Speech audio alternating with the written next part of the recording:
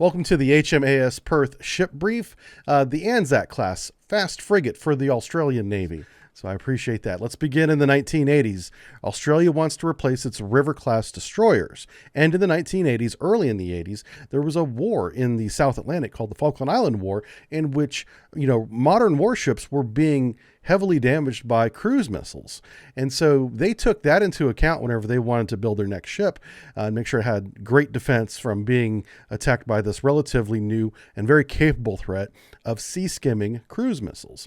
Now, the United States was talking to Australia and tried to convince them then to build nuclear submarines instead of a new frigate, and the United States would do a transfer of technology to them and begin helping them build both civilian and military power structure. Of course, they turned that down. We know that now. One thing that did happen in 1984 while those discussions were going on was New Zealand, who was part of this security agreement with Australia, the United States, and New Zealand, declared themselves a nuclear-free zone. And that resulted in the United States withdrawing from that security treaty altogether, saying that we were not able to provide security unless they used nuclear technologies. A bit of an overstep in my opinion, but that is the facts as they happened. So in 1987, the Anzac project was formally approved by Australia, and they moved forward building this frigate, not nuclear powered, and would have some good defensive capabilities against cruise missiles. All right, so in general, the Anzac class as a whole is only 8 ships, and we're talking about the Perth, the last in that line, the most recent of those built. She can go approximately 6,000 miles. That's only at about 15 or 18 knots, not her max speed, but her max endurance range, 6,000 nautical miles. She's really good at air defense. She's a surface combatant and has some anti-submarine warfare capabilities. Intelligence, surveillance, and reconnaissance is a mission that she's capable of doing, often called ISR. So if you hear me say ISR, that's what I'm talking about. She has the antennas and arrays to both project and then receive also intelligence. And she'll be used widely in pirate interdiction, not only just around Australia and the Southern Pacific, but over off the coast of Africa as well. She made a lot of deployments over there into the Indian Ocean for just that reason. So let's talk about Perth by the numbers. She is 3,600 tons, has a length of 118 meters, and is about 15 meters wide. Her top speed is 27 knots, and her range, like I said, is 6,000 miles, but obviously not at the top speed for that entire range.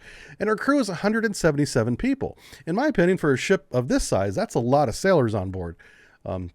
She has one General Electric LM2500 gas turbine. This is a very common maritime gas turbine engine. It's on a lot of American ships, and a lot of other navies, including the Australian Navy, use this engine as well. It's very reliable, and we'll talk in detail about that in this lecture. She also has 2 maritime diesels, the MTUs 12V, 1163. Specific variant. Those help turn 2 propellers with controllable pitch screws on the end. And what that means is they can control the bite or the angle, if you will, of each screw blade. And so they could run, we've seen this before, where they run at, say, 15 knots, right? But because they've lowered the bite of the screw blade, they're only making 10 knots. So they can sound like they're doing a speed they're not actually doing. And it works. So that's a very cool technology that they added to it. They use the American SPS-49 radar. You can even see it there at the very top. That's that big clamshell looking screen radar. They have the CFAR and C-mount phased radar, Thomas Sintra Spherion sonar, and Thales UMS 5424 sonar for active and passive submarine detection. They have a Mark 41, a VLS launcher with 8 cells. They have the Harpoon anti-ship missile. She can have up to 2 quad launchers there on the bow. She has 4 50 caliber machine guns, 2 port, 2 starboard, and 2 Mark 32 Mod 5 triple mount torpedo tubes, 1 port, 1 starboard, and they're in this triangle configuration of 1/2 40 centimeter tubes. After 2015, she was certified to operate the American-built MH-60R Seahawk helicopter. Is an extremely capable helicopter that's still in use today in one variant or another. They keep improving the Seahawk over and over, but she does run this very good helicopter. One of the main benefits is that helicopter can go prosecute ASW targets without bringing the ship any closer than it needs to be to track it. And they provide over-the-horizon targeting and, of course, visual detection as well. Very, very powerful tool in the tool set of the Perth. So the Perth begins her life as Hull 8 and the last of her class in 2003 when her keel is laid. She's launched in 2005 and commissioned in 2006. In 2007, she has the first woman CO commanding officer of a large combatant. There are other women COs, commanding officers of shore commands and support ships and smaller ships that are not large combatants in the Australian Navy. But in 2007, she's the first one for a large combatant here. And in 2010, just a few short years after being commissioned, she's already getting a midlife upgrade, the anti-ship missile defense upgrade. Now, we do need to take a step back from 2010 all the way back to 1996 to talk about this improvement program. Before the Perth was even laid, there was this program called the Warfighting Improvement Program in Australia where they wanted to incorporate a phased array radar. They also wanted to add a Mark 41 launcher. They had already engineered space available for it. You'll see that in one of the photos coming up. But in 1999, that project was scrapped due to cost. It was just too much to do. But they still wanted to do an improvement. They just couldn't go full scale like they wanted to in this one. And that led to the next midlife upgrade called the Midlife Capability Assurance Program. Essentially the same program without the extra Mark 41 VLS 8-cell launcher being installed. So they got, improve the ship's missile defense with this upgrade. They don't go into a lot of details about that, but you can infer that with the Evolved Sea Sparrow being launched out of the VLS, that would be capable of shooting down an incoming cruise missile.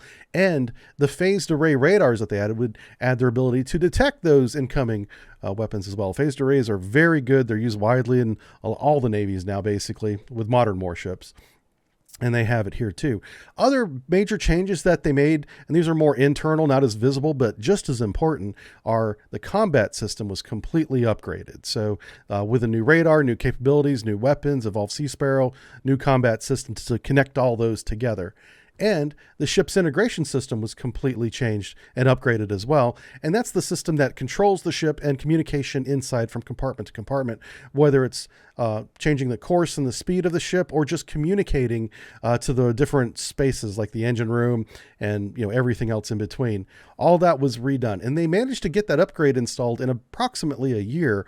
She went into sea trials the following year, 2011, and the sea trials were very successful. This was a great upgrade, greatly extending the capability and life, in my opinion, of this ship. So we're going to begin back to the Perth in 2011 after her sea trials. She, being the pride of the fleet at this point with that upgrade, she's invited to the Fleet Review Parade. And I would encourage anyone who's available to go to a Fleet Week, like we call it here in the United States, or a Fleet Review Parade, do so, because you get to see a lot of the warships that are in your Navy, and sometimes other navies participate in these too. And a lot of times that involves tours where you can walk on board and get a guided tour of all the spaces. And I get to those whenever I can. It's a great time, and I would recommend people do that. So in 2015, 2 years after that parade, she begins sea trials for the upgraded helicopter, the MH-60s, and those go well. So she's capable of linking, and this is so important, the data from the helicopter in terms of ASW detection and surface, detection as well, with the fire control system on board the ship that has the weapons to employ using data from this helicopter. This greatly extends the detection range and capability of the platform. It's a huge, huge improvement. Seahawk, in terms of capability, is one of their largest leaps here. Now, during this time from 2000, say 12 and 13 to today, she's been doing regular deployments, and we don't have that deployment schedule. The Australians are very good at keeping their operational secrets just that secret, which I respect. But we do know that she's operated off the coast of Africa a lot, conducting anti-pirate missions over there, deployments, and also in and around the Indo-Pacific, because that's her home waters, essentially. She's when she's not being deployed, to Africa or participating in large war games in the middle of the Pacific, she's out at sea doing the job of, patrolling the seas. And that includes anti-pirate activity in and around the Indo-Pacific region. Very capable, high tempo, in my opinion, warship. And we expect her service, this is really an opinion of mine, to go out towards the 2050s because they keep extending the life of things like the Collins class, which is a submarine. We have a brief on that as well. And with these types of upgrades, you know, as long as they can maintain the ship, and that's really the key here, they could extend this life out towards the 2050s. Without replacing these. Now, there is one source that says they had a schedule to begin decommissioning the first of the Anzac class in 2024, but that hasn't happened yet, obviously, and you know, we'll see if that changes. That, in my opinion, has probably already been pushed out with the tensions rising in that area of the world. If they can keep these ships at sea, I think that they will. So let's talk a little bit about the innards. Let's start in the engine room, the GE LM 2500. This has been in a lot of our briefs. You guys know a lot about this already if you've been watching them. But it's this powers equally power to the two shafts. It's one LM25. She can produce about 31,000 horsepower by herself. You get these in pairs, you get a little bit more, but she only has the one, so she can only push herself to 27 knots. The nice thing about this engine is that it can go from being cold, sitting next to the pier with no power, and up and running in about 12 minutes. It's essentially a jet engine modified for maritime use, and it starts up and warms up and it becomes functional very, very quickly. And that is a huge benefit for any warship, especially if quick response of the Navy is one of its problems in the past, where once a ship goes into port, it's going to be a couple hours, no matter if it's conventionally powered or nuclear powered, before it goes to sea again. But with ships like this and this kind of power plant, you have that rapid reaction if you need it to get out to sea rapidly with the watchstanders on board. Can get underway in approximately less than 20 minutes with everything running normally. Very, very powerful engine to have in the engine room alongside those two MTU diesels. Let's talk about CFAR and C-mount phased radars. You can see the mast right there with the upgrade installed. Australia, again, did not publish any details about the capability of this, but we can infer that it has great detection capability because it's a radar, of course, and it's phased array, and there's probably some electronic warfare defensive measures in this package. Again, I don't have any details to share with you other than that's what we expect performance-wise from this mast. But a huge upgrade in addition to the SPS-49 radar they have sitting on top of it, as you can see there. All right, weapons. Let's talk about the Harpoon missile launchers there. You can see them on the bow. They have two quad launchers. You'll see some photos where each quad launcher only has two tubes, so they can run around with 2 or 4, or I guess even none. They could have them empty if they wanted to, but they're capable of holding up to 8 Harpoon missiles. And this is their primary, anti-ship weapon. Of course, they have a deck gun and things like that, but the cruise missile is the primary anti-ship weapon for this ship. It's a subsonic weapon, has a range of over 60 miles, all that sensitive. And there's different variants of the Harpoon as well that have different performance characteristics, including a land attack variant. So what missile they actually have installed really depends on the performance that they're going to get. But if they have Block 2 or better, it's going to have GPS, be inertially guided and homing, and is a very reliable weapon. It's been around for decades because it is so good, and they keep improving it block after block. Very good weapon. I do want to point out the Mark 32 triple torpedo launcher. You can see it there on the waist of the ship, and that's it's got a cover over it, so it's kind of hard to see, but it's basically 3 tubes, 40 centimeters in diameter, and those are pneumatically launched torpedoes. A quick word about those is they don't have any kind of wire guidance. They're just fire and forget, and they're ASW, which would imply that they have ceiling and depth limits so that it doesn't home in on another ship. It goes down to a depth and won't come back up above that, so it doesn't home in on a friendly or on itself, because there's no guidance after launch. It just looks for a target and kills for really the first thing it sees. Yeah. And there's all sorts of different 40 centimeter torpedoes that you can launch out of that. All right, the deck gun on the bow. This thing is a monster. This is a 5-inch gun. In the 21st century, with the ships that we're building today, you don't see this as much anymore. And granted, this is a little bit of an older design, but I'm glad they kept this gun. 127 millimeters big caliber for a naval gun for Western navies. The Russians still have like 130 millimeter guns on a lot of their ships. But this one, they kept a 5-inch gun. It has a ballistic range about 13 miles, shoots 20 rounds per minute. There's a variety of different types of rounds, including some rounds that can go a very long way because they have special attributes to them. But that's all sensitive. And I'm not even sure if the Australian Navy fires those rounds. Just know that they have options. They have lots of options to fire rounds out of this gun. It does carry a 500 round magazine. So if it's a gunfight, she can stay in the fight for a long time. And the Mark 41 vertical missile system. This thing is really capable. It's the Mark 41 is the worldwide standard in terms of Western navies for vertical launch, and it comes in lots of different variants. Here we just see an 8-cell variant. There's multiple variants of this suite. It does shoot the evolved Sea Sparrow missiles, and even though it has 8 cells, they can hold 4 missiles in each cell for a total of 32 missiles, which keeps them in the fight longer. It's not like they have just one fight and they're done. And each weapon is sealed in its own launcher. So it's isolated from the elements and stuff like that. And that's really important. A lot of the older Soviet-era ships for the Soviet Navy, now Russian Navy, you see a lot of their weapons out and exposed to the elements, at least the launcher mechanisms are, and that requires additional maintenance and also increases the chance of it failing whenever you need it the most. But having encapsulated weapons like this protects them from the harsh elements so they're ready when you need them.